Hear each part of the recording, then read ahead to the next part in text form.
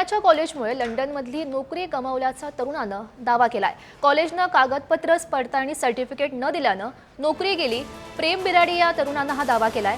प्रेम बिराडे यानं सोशल मीडियावर या संदर्भातला व्हिडिओ पोस्ट केलाय, जो मोठ्या प्रमाणात व्हायरल सुद्धा होतोय। पुणे विद्यापीठाच्या कुलगुरूंना भेटून दोषींवर कारवाईची मागणी सचिन खरात यांनी केली आहे। मॉडर्न कॉलेजचे एचओडी आणि उपप्राचार्यांना निलंबित करा अशी मागणी सुद्धा सचिन खरात यांनी केली आहे। कॉलेजकडून अद्याप कोणतीही प्रतिक्रिया नाही।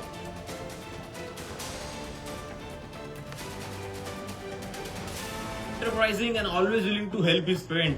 मी एकदम पोलाइट अँड प्लीजंट मॅनर होतो माझ्यामध्ये, एकदम treat with everyone very respectfully. नंतर म्हणतात I would recommend Premvardhan for his studies for overseas.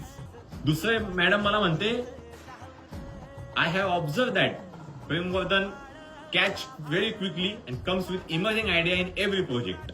Madam अजून खूप काही लिहिलं याच्यामध्ये, तुम्ही वाचा आणि मग मला बोला की मी कसा होतो। याला स्पष्ट क्लिअर कट जातीवाद म्हणतात आणि त्याचा मी शिकार झालो।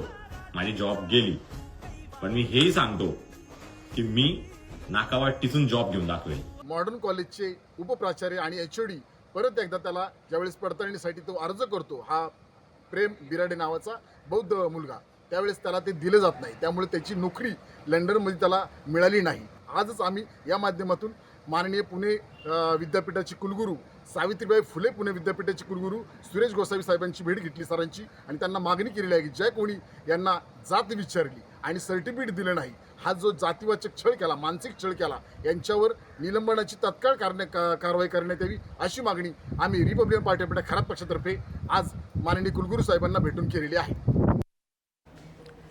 तर प्रेम बिराडे याची नोकरी गेलेली नाही असं मॉडर्न महाविद्यालयानं स्पष्ट केलंय।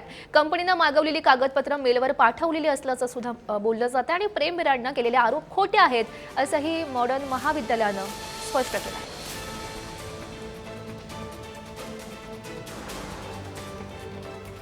सध्या सोशल मीडियावरती प्रेम बिराडे या तरुणाचा जो वेगवेगळे दावे करतानाचा आरोप करतानाचा व्हिडिओ व्हायरल होतोय, या सगळ्या संबंधानं आपण मॉडर्न कॉलेजमध्ये पोहोचलेलो आहोत। आपल्यासोबत उपप्राचार्य देशमुख सर आहेत। सर, तुमचं स्वागत पुढारी न्यूजमध्ये। आणि अर्थात तुम्ही तो व्हिडिओ पाहिला असेल, वेगवेगळे त्याने केलेले आरोप आणि दावे पाहिले असतील, तर तुमची काय बाजू आहे?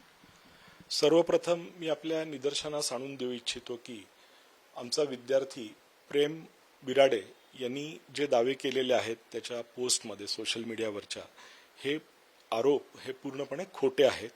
यामध्ये हे पूर्ण निरर्थक आहेत। यामध्ये अशी कोणतीही बाब नाही की जी त्यांनी मेन्शन केलेली आहे किंवा जे त्यांनी दावे केलेले आहेत यामध्ये कोणतीही सत्यता नाही। जी चर्चा होते की ही माहिती वेळेवर उपलब्ध का केली गेली नाही किंवा दिली गेली नाही, तर त्यामध्ये आम्हाला कोणतीही डेडलाईन देण्यात आली नव्हती, हे मी आवर्जून इथं सांगतो। या विद्यार्थ्याला अपेक्षित असलेली जी डॉक्युमेंट्स जी त्या कंपनीला आम्हाला अपलोड करायची होती, ती आम्ही 14 ऑक्टोबरला बोनाफाईड सर्टिफिकेट आणि जो प्रोफार्मामध्ये जी माहिती भरून द्यायची होती, ही माहिती भरून दिलेली आहे आणि ती काल अपलोड केलेली आहे।